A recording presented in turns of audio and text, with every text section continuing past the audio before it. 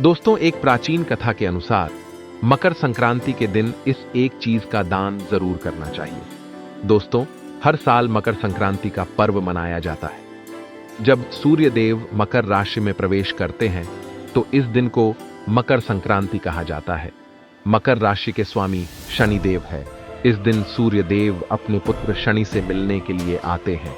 इसी कारण से इस दिन को पिता पुत्र के मिलन के तौर पर भी मनाया जाता है। दोस्तों, जब भगवान सूर्य देव शनि महाराज से मिलने के लिए उनके घर पर पधारते हैं तो शनि देव उनका स्वागत करते हैं, अपने पिता को नमस्कार करते हैं और उन्हें प्रसन्न करने के लिए उन्हें भोग चढ़ाते हैं। सूर्य देव अपने पुत्र के आदर सत्कार से प्रसन्न होते हैं और उन्हें आशीर्वाद देते हैं। फिर शनि महाराज भगवान सूर्यदेव से पूछते हैं, हे पिताश्री, आपका आशीर्वाद सदैव हम पर बना रहे, बस यही हमारी कामना है। आपके आशीर्वाद से मैं पृथ्वी लोक के मनुष्यों के कष्टों को दूर कर सकूं और उनके शुभ अशुभ कर्मों के अनुसार फल प्रदान कर सकूं। किंतु हे पिताश्री, यदि आप आज्ञा दें तो मैं एक प्रश्न आपसे पूछना चाहता हूं। पिताश्री, मनुष्य को मकर संक्रांति के दिन कौन सी चीजों का दान करना चाहिए और दान करने से कौन सा फल प्राप्त होता है? तब सूर्यदेव कहते हैं, हे पुत्र शनि, तुमने समस्त मानव जाति के कल्याण के लिए उचित ही प्रश्न किया है। इस प्रश्न के उत्तर से पूर्व मैं तुम्हें एक अत्यंत महान कथा सुनता हूं। इस कथा के माध्यम से तुम्हें तुम्हारे प्रश्नों के उत्तर मिल जाएंगे। इस कथा को तुम ध्यान से जरूर सुनो। इस कथा का जो भी श्रवण करता है उसे 100 वर्षों तक मुझे जल देने का फल प्राप्त होता है तथा उसके सभी रोग तथा दोष नष्ट हो जाते हैं। शनिदेव कहते हैं, हे पिताश्री, मैं इस कथा को ध्यान से पूरा अवश्य सुनूंगा। तब सूर्यदेव कहते हैं, हे पुत्र शनि, प्राचीन काल की बात है। पूर्व देश में एक अत्यंत शोभायमान नगरी थी। उस नगरी में सुनंद नाम का एक अत्यंत विद्वान ब्राह्मण रहता था। उस विद्वान ब्राह्मण की पत्नी का नाम सुनंदा था। वे दोनों ही अत्यंत धार्मिक और पुण्यवान थे। सुनंद प्रतिदिन नित्य कर्म से निवृत्त होकर सूर्य को अर्घ्य देकर अपने दिन की शुरुआत करता था। सुनंद की एक पुत्री थी जिसका नाम सुकन्या था। सुकन्या बड़ी ही सुशील, चरित्रवान और गुणवान थी। बचपन से ही सुनंद ने अपनी पुत्री को बड़े प्रेम से पाला था। उसने उस पर सभी प्रकार के संस्कार डाले थे। फिर जब सुकन्या बड़ी हुई तो सुनंद को अपनी पुत्री के विवाह की चिंता सताने लगी। फिर एक दिन एक अच्छा रिश्ता देखकर सुनंद ने अपनी पुत्री का विवाह नजदीक के एक गांव के मुखिया के बेटे के साथ कर दिया। गांव का मुखिया बहुत ही धनवान था। सुकन्या के ससुराल में किसी चीज की कोई कमी नहीं थी। सुकन्या भी अपने ससुराल में बड़े मौज से रहने लगी। कुछ ही दिनों के बाद सुकन्या अपने पिता के द्वारा दिए गए संस्कारों को भूल गई। पहले वह रोज सुबह उठकर सूर्य को अर्घ्य देती थी। अब उसने सूर्य की तरफ देखना भी बंद कर दिया। दिन भर घर में पड़े पड़े आराम करती रहती थी। सुकन्या का पति भी काम में व्यस्त रहता था। वह भी किसी प्रकार के कोई धार्मिक कार्य नहीं करता था। उसने कभी सूर्य को जल नहीं दिया, कभी दान धर्म नहीं किया। फिर कुछ ही दिनों के बाद सुकन्या का पति घोर बीमारी से ग्रसित हो गया। उसे कोढ़ का रोग हो गया और वह घर पर ही पड़ा रहने लगा, जिससे सुकन्या अत्यंत दुखी हो गई। उसे अपने पति की ऐसी हालत देखी नहीं गई। धीरे धीरे सुकन्या के ससुराल की सारी संपत्ति नष्ट हो गई और सारा धन समाप्त हो गया, जिससे सुकन्या के ससुराल के लोग बहुत दरिद्री हो गए। फिर एक दिन सुकन्या के पिता सुनंद उससे मिलने के लिए उसके घर पर आ गए। सुकन्या के ससुराल की हालत देखकर सुनंद बहुत दुखी हुआ। उसने अपनी पुत्री से बात की और इसे भाग्य के लेखा समझकर वह वहां से लौटकर अपने घर चला आया।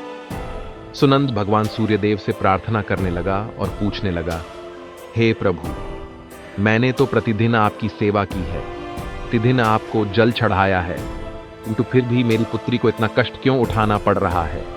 फिर उस रात को भगवान सूर्यदेव सुनंद के सपने में आते हैं और कहते हैं, हे वत्स, तुम्हारी पुत्री उसके कर्मों का फल ही भोग रही है। तुमने अपनी पुत्री पर जो जो संस्कार डाले थे वह सब कुछ भूल चुकी। इसीलिए तुम जाकर अपनी पुत्री को उन संस्कारों की याद दिलाओ और आने वाली संक्रांति के दिन उसे गुड़ का दान करने के लिए कहो। फिर सुनंद दूसरे दिन सुबह जल्दी उठकर सुकन्या के घर पर जाता है और उसे यह सारी बात बताता है। सुकन्या को अपनी भूल समझ में आ जाती है और वह अपने पिता की बात को मानकर मकर संक्रांति के दिन का इंतजार करने लगी। फिर जब मकर संक्रांति आती है तो सुकन्या सुबह उठकर स्नान आदि करके सूर्य देवता को अर्घ्य देती है और सूर्य मंदिर में जाकर गुड़ का दान करती है, जिससे सूर्य देव अत्यंत प्रसन्न हो जाते हैं और सुकन्या को आशीर्वाद प्रदान करते हैं। सुकन्या के पति का कोढ़ रोग भी नष्ट हो जाता है और उसे कामदेव के समान सुंदर रूप प्राप्त होता है। आइए जान लेते हैं मकर संक्रांति के दिन कौन सी चीजों का दान करना चाहिए। संक्रांति के दिन सफेद तिल के लड्डू बनाए जाते हैं, लेकिन इस दिन काले तिल के लड्डू बनाने का भी बहुत महत्व होता है। इस दिन काले तिल और गुड़ से बने लड्डू का दान करने से शनि देव की कृपा प्राप्त होती है और जीवन में चल रही हर परेशानी से शनि देव मुक्ति दिलाते हैं। संक्रांति के दिन आप शनि मंदिर में जाकर अथवा अपने द्वार पर आए हुए किसी गरीब व्यक्ति को काले तिल के लड्डू अवश्य दान में दे और शनि देव से प्रार्थना करें। शनि देव आपकी मनोकामना को अवश्य ही पूर्ण करेंगे। संक्रांति के दिन तिल और गुड़ के लड्डू किसी भी सुहागिन स्त्री को 14 की संख्या में दान करें। इससे भगवान सूर्य देव प्रसन्न होते हैं और सुख सौभाग्य में वृद्धि होती है। अगर घर में क्लेश का माहौल है, बार बार वाद विवाद, लड़ाई झगड़े होते रहते हैं, तो एक मुट्ठी काले तिल लेकर उसे घर के प्रत्येक सदस्य के सिर पर 7 बार उतारकर उसे उत्तर दिशा में फेंक दें। ऐसा करने से घर पर लगी बुरी नजर उतर जाती है और लड़ाई झगड़े समाप्त हो जाते हैं। घर में सुख शांति बनी रहती है। चंद्र, शुक्र और राहु दोष के कारण घर पर जो भी समस्याएं निर्माण हो रही हैं, उनसे छुटकारा पाने के लिए संक्रांति के दिन गौ माता को हरा चारा खिलाना चाहिए। इस दिन द्वार पर आई गौ माता को हरा चारा खिलाकर उन्हें नमस्कार अवश्य करें। गौ माता के आशीर्वाद से सभी ग्रहों के दोष नष्ट हो जाएंगे। संक्रांति के दिन रात को सोते समय इस एक उपाय को अवश्य करें। इससे मानसिक कष्टों से मुक्ति मिलती है। सोते समय अपने सिरहाने में तांबे के लोटे में जल भरकर रखें और सुबह उठने के बाद उस पानी को ग्रहण करें। इससे शारीरिक और मानसिक रोगों से मुक्ति मिलती है। मकर संक्रांति पर सूर्य से शुभ फल पाने के लिए तांबे का सिक्का या चौकोर टुकड़ा नदी में प्रवाहित करना चाहिए, क्योंकि तांबा को सूर्य देव की धातु माना जाता है।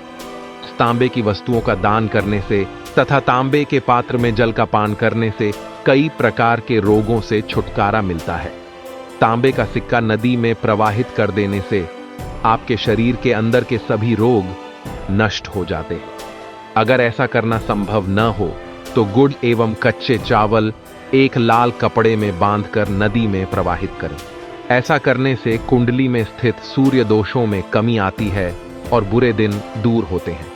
शमी का पेड़ शनि देव को अत्यंत प्रिय होता है। मकर संक्रांति के दिन सूर्य देव अपने पुत्र शनि से मिलने के लिए आते हैं, इसीलिए इस दिन शमी के पेड़ की पूजा का विशेष महत्व होता है। इस दिन अगर शमी के पेड़ का रोपण करके उसकी पूजा करते हैं तो सूर्य देव और शनि देव दोनों की विशेष कृपा प्राप्त होगी। संक्रांति के दिन घी का दान करना शुभ होता है।